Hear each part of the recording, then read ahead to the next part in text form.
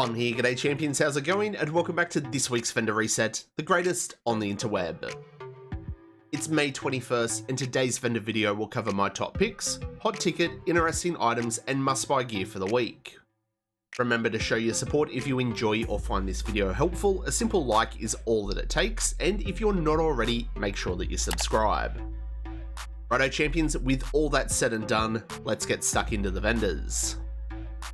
Kicking things off this week, we're going to start at the countdown vendor where we've got the lightning rod. I'm not a fan of this one. We've also got a 0F's chest piece with armor regen. This could be useful. And we've got the everlasting gaze. This is one of those pieces that I haven't really used before. I'm not a huge fan of it, so I'm going to be passing. Remember, if you like the look of any of these items and want to pick them up, they will cost you 75 countdown credits each. Now we're over at the Haven, and at Marco, there's not a whole lot going on. There's two items that might be okay, the Seska mask, 11.8 weapon damage, some crit hit damage and armor regen, and we've also got an 11% protection from elites mod. Remember, 13% is the max, but they can be really tricky to come by.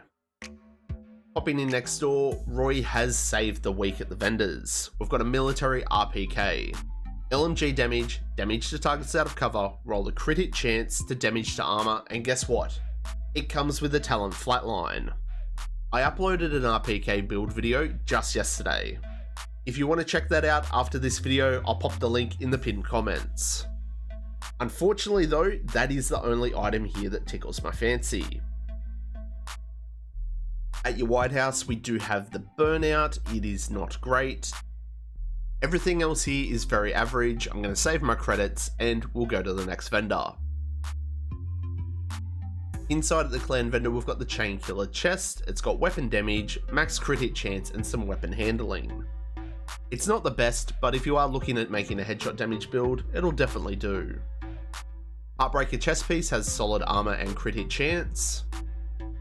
Ongoing directive mask, it's got okay weapon damage and some skill haste. Aces and 8s isn't that great, skip it. Now this converted SMG9 does look pretty tasty. It's got max SMG damage, crit hit chance, roll on damage to targets out of cover with the talent sadist.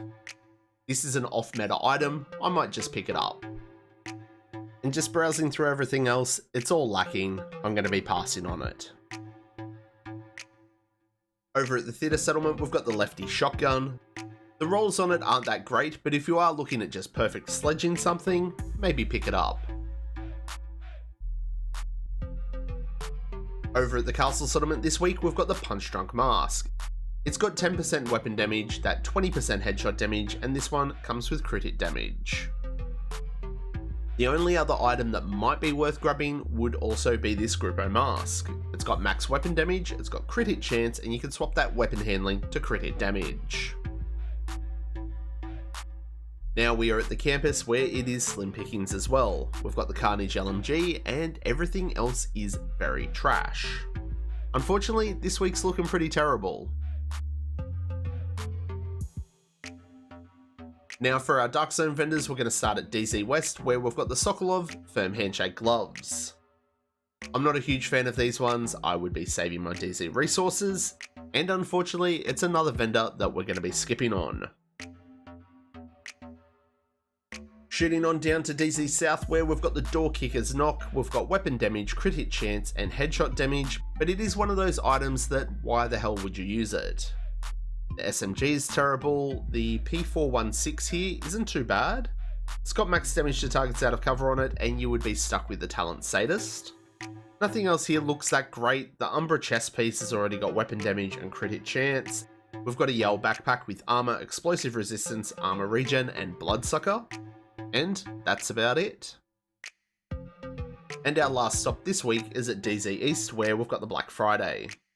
Another vendor that's very underwhelming. It's just been a terrible week for the vendors. So that's going to wrap it up for this week's vendor reset champions. If you're interested in the daily targeted loot, it's on your screen now. Thanks to everyone for tuning in and make sure that you show your support by smashing the like button on this video, and if you're not already, please subscribe. Everyone's support is always greatly appreciated, and remember to stay frosty, keep looting, shooting, and giving them hell.